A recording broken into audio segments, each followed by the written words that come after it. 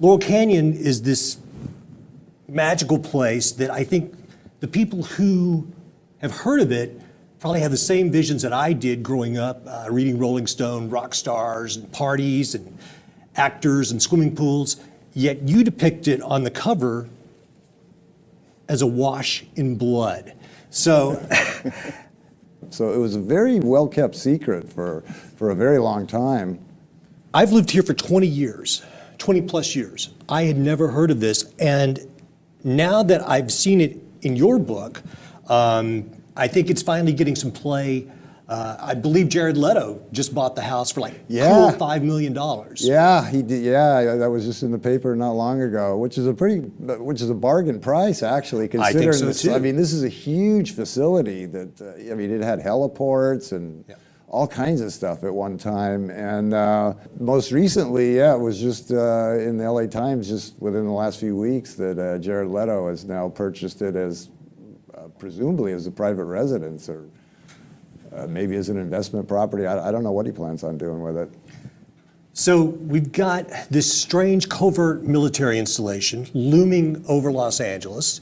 In Santa Monica, we have the Rand Corporation, another spooky entity. This all looms over LA and the burgeoning entertainment scene, which takes us to the real point of the story, which is the rock and roll that came out of Laurel Canyon. And certainly the most famous or enigmatic figure to emerge from that scene would have to be Jim Morrison, the Lizard King, the lead singer of The Doors. But he also had a very conspicuous father. Tell us a little bit about Jim and his father and their place in that strange saga. Yeah, Jim was certainly a larger-than-life figure, to this day, very, very iconic figure. Yeah, the curious thing about him is that his father was actually a very high-ranking Navy admiral, which that part was known prior to my work on this book. But what I discovered, which had not been previously reported, is that not just was he a Navy admiral, but he just happened to be the Navy admiral who oversaw the Gulf of Tonkin incident. Curious juxtaposition there, to say the least, that you have the father sailing off to, help choreograph this incident that drug America into this bloody quagmire, and then the son almost simultaneously emerging on the scene as this larger-than-life icon of the anti-war crowd.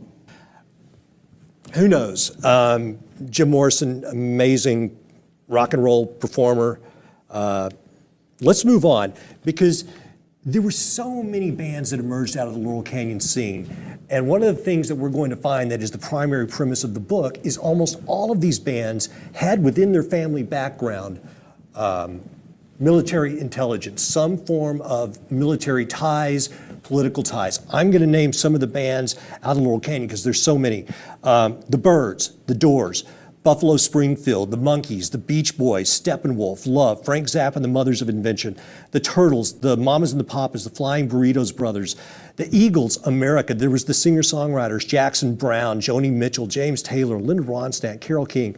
It's nuts. Yeah, it's amazing how much talent poured out of such a tiny geographic area over such a very short period of time. It's remarkable. One of the things I was going to ask you, just so people get a grasp of what we're talking about here, I'm going to ask you about a couple of people, and you tell me what their relationship was to these military backgrounds, because some of these people were, I couldn't believe it. Papa John Phillips of the Mamas and the Papas. He was the son of a career Marine Corps officer. Another thing that you will find is that some of these people, in addition to having a military or military intelligence background, a lot of them kind of come from what we could call like royal sort of blue blood bloodlines, so to speak. That's another commonality that a lot of these people share. Well, speaking of blue bloods, the most unlikely person, David Crosby of Crosby, Stills, Nash and Young, and he was in the Byrds as well. He was in the Byrds. Talk about David Crosby, because he's an enigmatic character. Yeah, he was a Byrd, one of the founding members of the Byrds, the original members, and the guy who is who emerged as the biggest star. He has a very curious family background. Yeah, his full name is David Van Cortlandt Crosby, and he is a direct descendant of three interrelated families: the Van Cortlandts, the Van Rensselaer, and the Van Schuyler families. And if you look them up, bounce around Wikipedia for a while, you'll find that his family tree includes just people occupying virtually every position of prominence that you can imagine, back to the founding of the country. Revolutionary War generals, Civil War generals, judges, senators, congressmen, governors, just everything short of the president. Various members of his family have occupied for well over 200 years now. Yeah, Stephen Stills, his father appears to have been some type of a covert operative.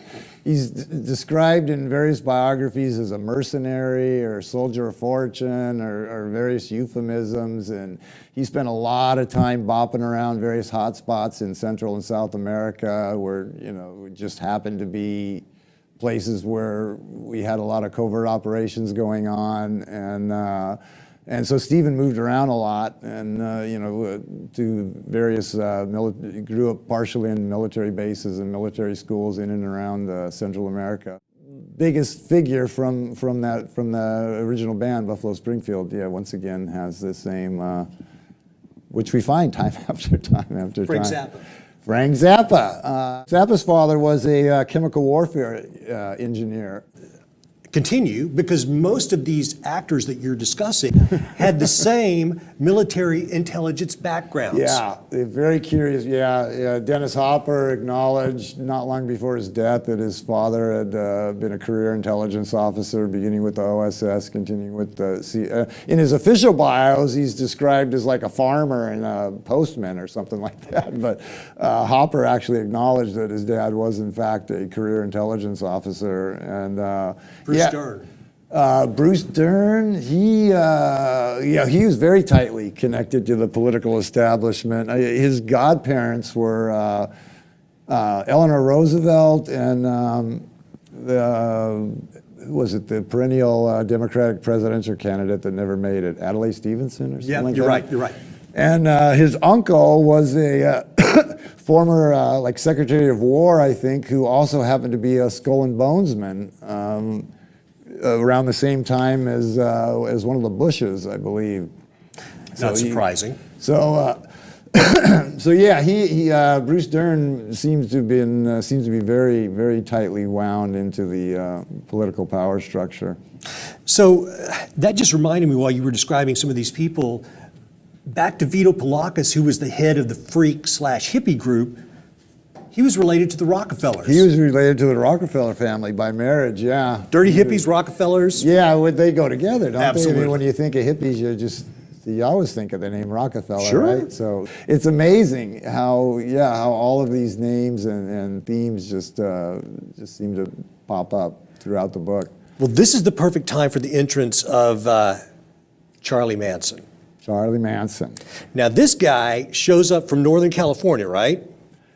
Well, he had been doing time in Terminal Island in San Pedro, and then when he was released, he first went to San Francisco and made the scene up there, and then, took his little magic bus and some of his followers and migrated down to LA, and very quickly managed to integrate himself into the scene and be accepted by a lot of these people, although after the arrest, they just couldn't distance themselves quickly enough from him. But there are quotes in the book from the era of people who just were singing his praises left and right. I mean, Neil Young just talked about him like he was the greatest thing since sliced bread, and Dennis Wilson of the Beach Boys was a huge fan and provided shelter. And the Mamas and the Papas were very close, and both John Phillips and Mama Cass were very closely connected, so close that they were on the initial witness list to be called as witnesses at the Manson trials, but were never called and managed to keep their names out of the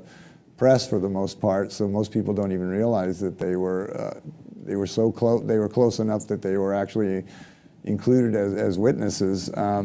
the hippies were synonymous with the anti-war movement, but that wasn't the case initially. There was a anti-war movement already in existence, primarily on college campuses, that was centered around, you know, these very conservative, well-educated, straight-laced college professors, and they're People equally... you might have taken seriously. Yeah, people that you might have taken seriously. And then suddenly they were replaced with these long-haired, bearded, bead-wearing, slogan spouting, you know, LSD taking, just, you know, these people who everything about them, from their hairstyles, their clothing styles, their lifestyles, their, you know, the free drugs and free sex and the whole lingo that developed around them just must have seemed, I mean, these people might as well have been from Mars to, you know, people in mainstream America.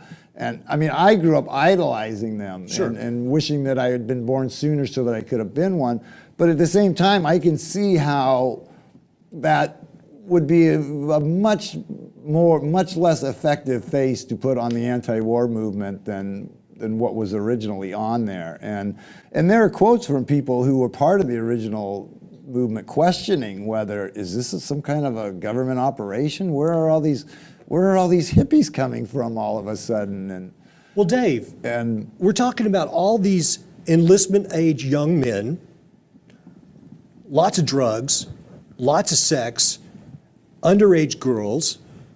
A, did any of these guys get drafted? B, did any of them do any time? Because, no, I mean, all of this is going on in plain view. Yeah, that's another big clue that this may not have been. I mean, if these people were enemies of the state who were a thorn in the side to authorities and stuff, then the state had vast resources to bring them under control, and it wouldn't even have required like very heavy-handed tactics. There was a draft in place. That's what the whole counterculture was all about, was, you know, opposition to the draft largely.